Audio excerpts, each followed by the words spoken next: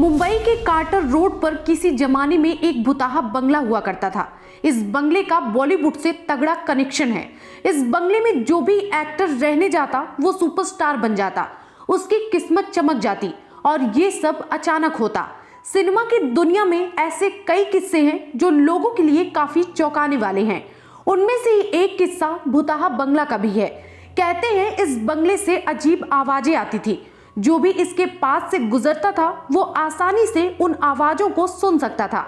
इसके बावजूद इस बंगले के दीवाने बड़े बड़े एक्टर थे और वो इस बंगले को अपना बनाना चाहते थे, फिर चाहे कीमत कितनी भी हो। तो आइए जानते हैं आखिर इस बंगले का रहस्य क्या था और क्यों बड़े बड़े एक्टर इस भुताहा बंगले के दीवाने थे और जो भी इस बंगले को बेच देता वो पूरी तरह से कंगाल हो जाता। इस राज को जानने के लिए वीडियो को लास्ट तक जरूर देखें। 40 के दशक में दिल में गायक बनने का सपना लिए मेरठ का एक नौयुवक सपनों के शहर बॉम्बे जा पहुंचा। देखने में सुंदर, सुशील, मासूमियत और शराफत से भरा। शुरुआती कई सालों तक उसे कोई कामयाबी नहीं मिली, बस फिल्में जैसे तैसे मिलती रही। लेकिन फिल्म बैजू बावरा से वो रातों रात स्टार बन गया। यह स्टार था भारत भूषण। इसी दौरान उन्होंने मुंबई के कार्टर रोड पर एक बंगला खरीदा। बंगला लेने के बाद तो एक एक करके उनकी कई फिल्में सुपरहिट होती चली गई और उनका सितारा और भी बुलंद हो गया और उन्होंने फिल्मों को प्रोड्यूस करने का सोचा। बरसात की रात जैसी सुपरहिट फिल्में भी बनाई।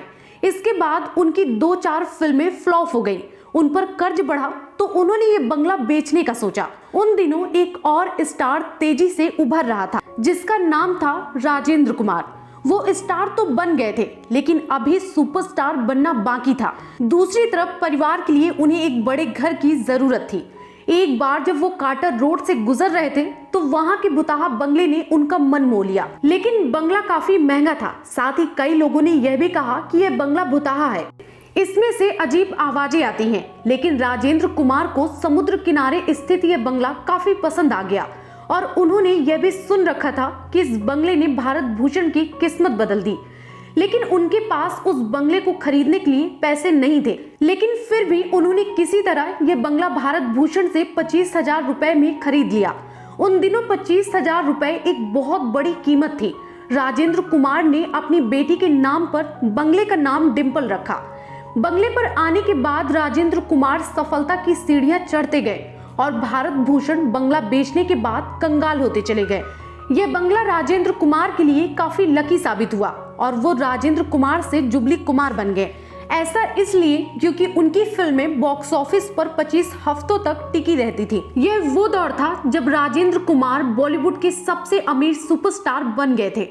लेकिन कुछ साल बाद राजेंद्र कुमार के करियर को एक ब्रेक लग गया क्योंकि एक और बड़ा स्टार फिल्मी दुनिया में छा चुका था।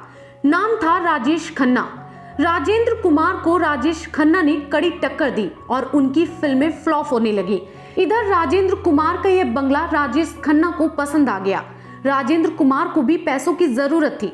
इस वजह से उन्होंने राजेश खन्ना को यह बंगला देने का इरादा बना लिया, जिसके लिए राजेंद्र ने राजेश खन्ना से 10 लाख रुपए की मांग की। उस समय यह एक बहुत बड़ी रकम थी, लेकिन फिर भी उन्होंने किसी तरह पैसों का इंतजाम किया। जब राजेश खन्ना ने यह बंगला खरीद लिया तो उनकी भी किस्मत ने जोरदार उछाल मारी और उन्होंने कई सुपरहिट फिल्में दी। राजेश खन्ना की मौत के बाद उनके परिवार ने यह बंगला शशि किरण शेट्टी को बेच दिया। शेट्टी ने 2016 में इस बंगले को तोड़कर वहां नया 4 मंजिला घर बनाया। आप इस भुताहा बंगले के बारे में क्या कहना चाहते हैं? क्या इससे पहले आपको इस बंगले के बारे में यह सच पता था? कमेंट बॉक्स में जरूर बताएं।